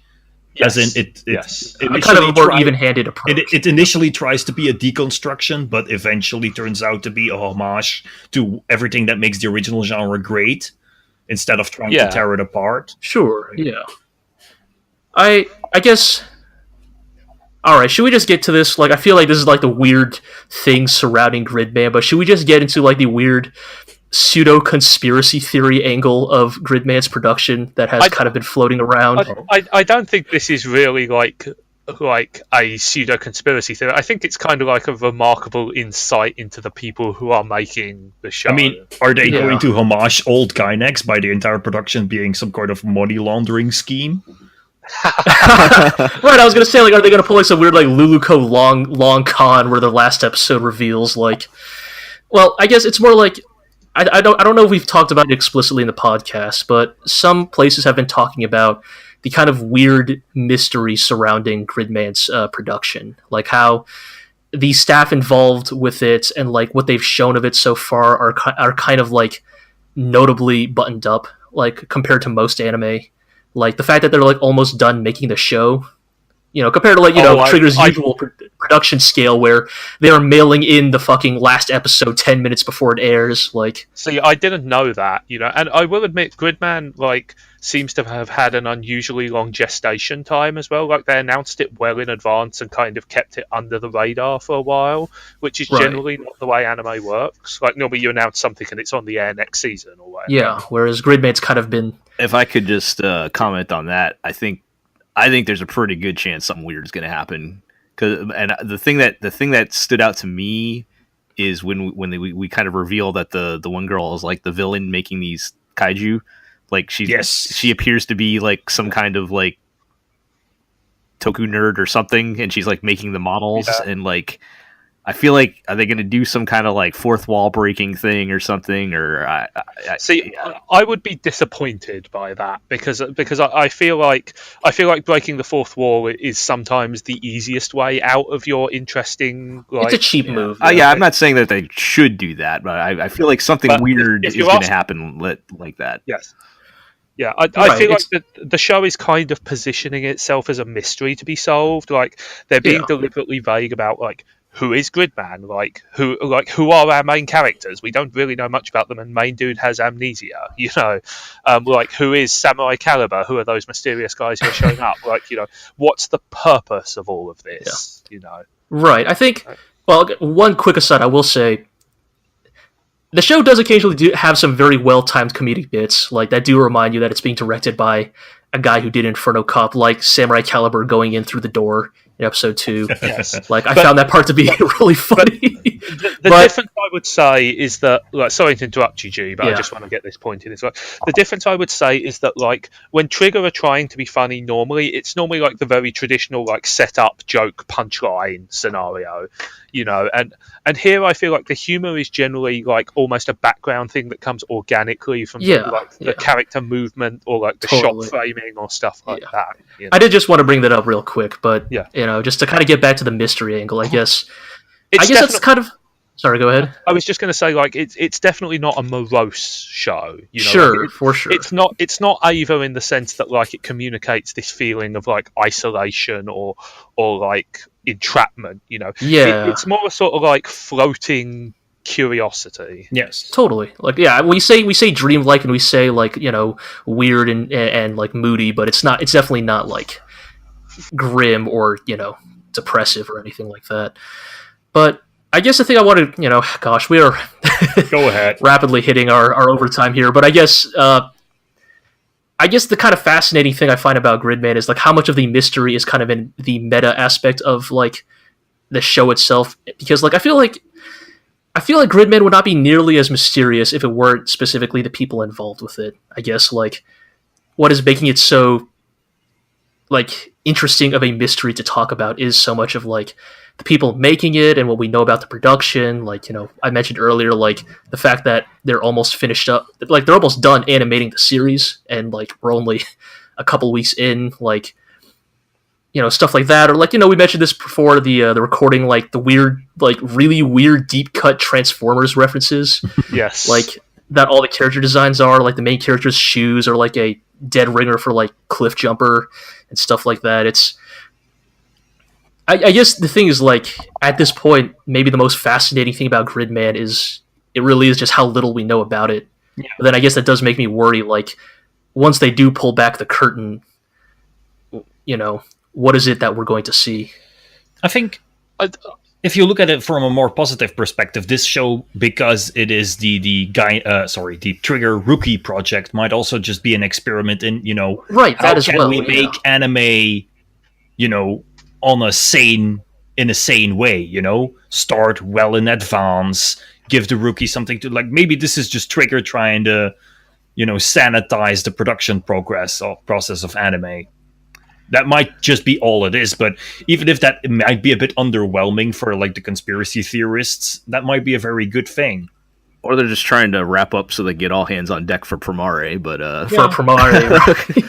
I mean, G and I were talking about this earlier, but it's very interesting that like they chose to release the first footage for Promare not immediately, but soon after Gridman debuted, because like it kind of shows like two extremely different sides of the same studio, and that's interesting in its own right. Totally, because I think prior to Gridman, like, I mean, all right, like, you know, say what you will about, like, you know, whether you are on the Little Witch Academia end of the scale or like the Kill la Kill / Inferno Cop end of the scale, but like the thing you could always say about Trigger's work is that they have energy to them, you know, like Little Witch Academia, you know, beautifully animated, really heartfelt, but also still really energetic.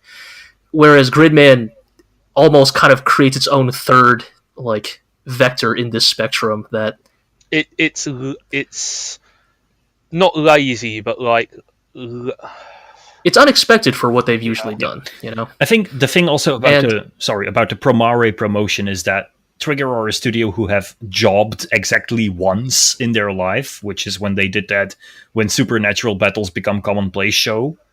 Everything else has been a Trigger production, you know, neon sign, this is the new Trigger show. And I think in order to maintain that reputation, maintain that appeal, they need to keep on pushing every single product they do, announce their newest product as soon as their now product comes out. I think that might also justify why they released that Promare teaser along with Gridman episode 1. I feel like Trigger are like one of the few studios who have like the strength of history to trade purely on their studio name, and B have adopted kind of like a more Western approach of trading on their studio name, if that makes sense. You know? Like, and I'm not saying if that's a good thing or a bad thing, but as Aqua said, you know, like they definitely, you know, they have a brand which is more than you can say for most anime studios, you know, and I think it's very interesting to contrast like Gridman, especially in the context of their other work this year, Darling in the Franxx, which, you know, obviously they were not necessarily creatively responsible for, but it's a fascinating comparison. Yeah, don't you think? That's like a whole other topic we could probably get into comparing with that, but I told you this is why we shouldn't have saved Gridman for last. Like, yeah, well, whether we had talked about this at the beginning or the end, I think that's going to be a topic we would have to cover in another day. We should wrap it up. I just suffice to say that like Gridman is fascinating. Like, it could get bad, but even if it gets bad, I think it will be interesting. And, you know, I'm fascinated to see how it pans out either way. I just want to say one more thing, and that is that I am 100% on board with Akane, our villain.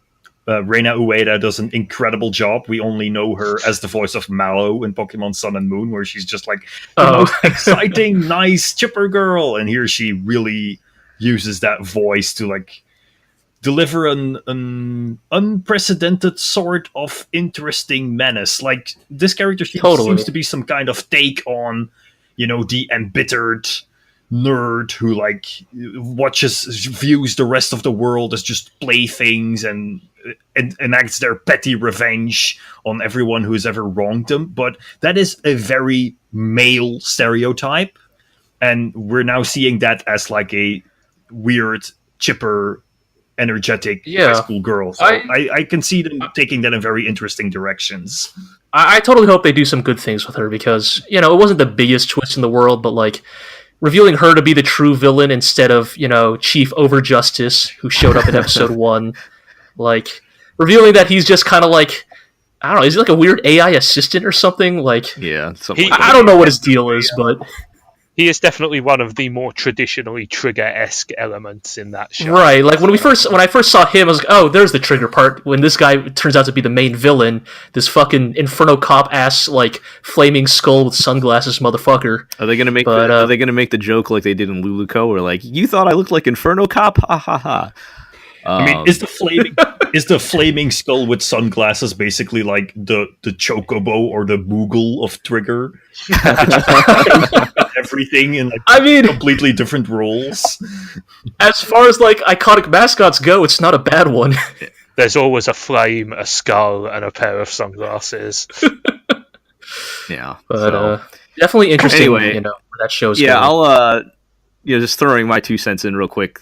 I don't know how much I might actually like Gridman by the end, but I am much more interested, I think, in, I guess, kind of the meta of it, like G was saying, where if this is, new talent getting a shot from Trigger, I think that what they're making so far is very promising, and I love that it's different than, I feel like everything else Trigger has so much of, Imaishi's influence on it, and his,